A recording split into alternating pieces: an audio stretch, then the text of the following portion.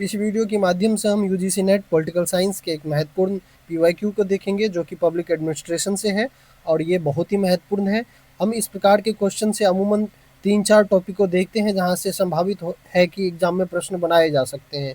अब देखिए क्वेश्चन क्या है, आपके पास लिस्ट दिया गया है, 2 लिस्ट है इस क्वेश्चन में। एक लिस्ट है पुस्तक की और दूसरी लिस्ट है इनके राइटर की। अगर हम लिस्ट की बात करें तो पहले हम पुस्तक का नाम देख लेते हैं, फिर इसके राइटर के बारे में हम चर्चा करेंगे।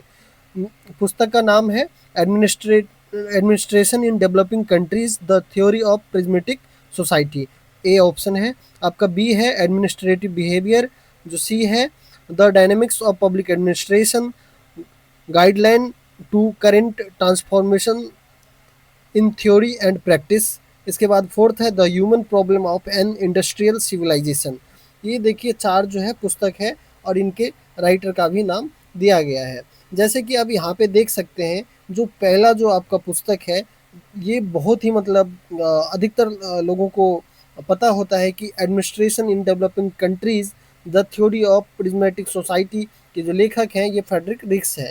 यानी कि अब यहाँ पे आप देखिए कि अगर आप जो आता है आपको उस ऑप्शन को आप कीजिए और जो अदर ऑप्शन है उसको आप एलिमिनेट कीजिए। जैसे कि आप यहाँ से 2 को हटा सकते हैं। अब देखिए 1 का 3 जो है इन दोनों ऑप्शन में है। इसके बाद में देखिए एडमिनिस्ट्रेटिव बिहेवियर जो है बहुत ही कॉमन बुक है और ये अधिकतर लोगों को ये भी पता होता है। बी का 1 यानी कि अब आप देखिए जो सी आंसर है आपका करेक्ट हो जाएगा जब बी का 1 मैच करेंगे आप और ए का जो है अब 3 मैच करेंगे। तो अब देखिए अब यहाँ से जो है ये आपका ऑप्शन सही हो जाएगा। ऑप्शन सी इसका सही आंसर है। सी का 2 हो जाएगा। सी का 2 देखिए the dynamics of public administration guideline to current transformation in theory and practice जो है इसके लेखक जो है जेराल्ड ई काइनेन है। ठीक है, इसके बाद में काइडेन है, जेराल्ड ई काइडेन इनका नाम है। इसके बाद में जो डी का 4 है the human problem of the industrial civilisation, ये भी बहुत ही कॉमन बुक है जो कि एल्टन मेयो के द्वारा लिखा गया है। तो इस प्रकार से जो है यहाँ से प्रश्न बनेंगे आपके एग्जाम में और इजीली आप इसे सॉल्व कर सकते हैं। वीडियो आपको अगर इस प्रकार के पसंद आ रहे हैं तो कृपया चैनल को ज़रूर सब्सक्राइब करें और लाइक करें ताकि मैं और भी इस प्रकार की वीडियो बना करके लाऊं आप सबके लिए। अब देखिए यहाँ पे लिस्ट है, आप इस लिस्ट को देख सकते हैं, स्क्रीनशॉट ले सकते हैं।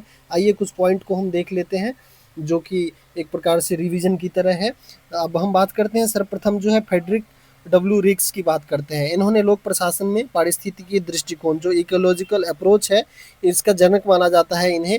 और इन्होंने विकासशील देश के प्रशासनिक ढांचे को समझने के लिए जो प्रेज्मेटिक साला मॉडल है इसे दिया था। ये प्रेज्मेटिक साला मॉडल जो है कई बार एग्जाम में प्रश्न बनाए जाते हैं यहाँ से।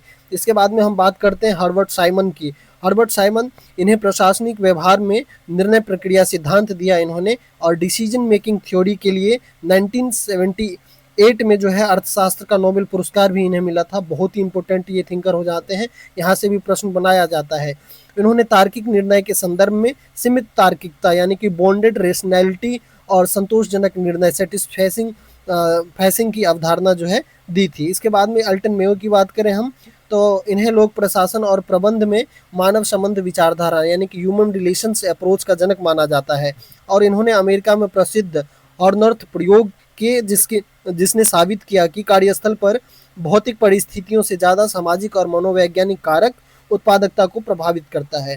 इसके बाद में जो फोर्थ है जेराल्ड ई काइडेन, ये मुख्य रूप से प्रशासनिक सुधार जो एडमिनिस्ट्रेटिव रिफॉर्म्स, प्रशासनिक भ्रष्टाचार और लोक प्रशासन के बदलते वैश्विक प्रतिमानों पर अपने गहन शोध और लेखन के लिए इन्हें जाना जाता है। तो दोस्तों इस प्रकार से हमने पब एड के एक महत्वपूर्ण प्रश्न को देखा जहां से अमूमन इन सभी थिंकर से और इस प्रकार के बुक्स से जो है ज़रूर क्वेश्चन बनाए जाते हैं एग्जाम में। तो आप इसको देखिए, बार बार देखिए और प्रैक्टिस कीजिए।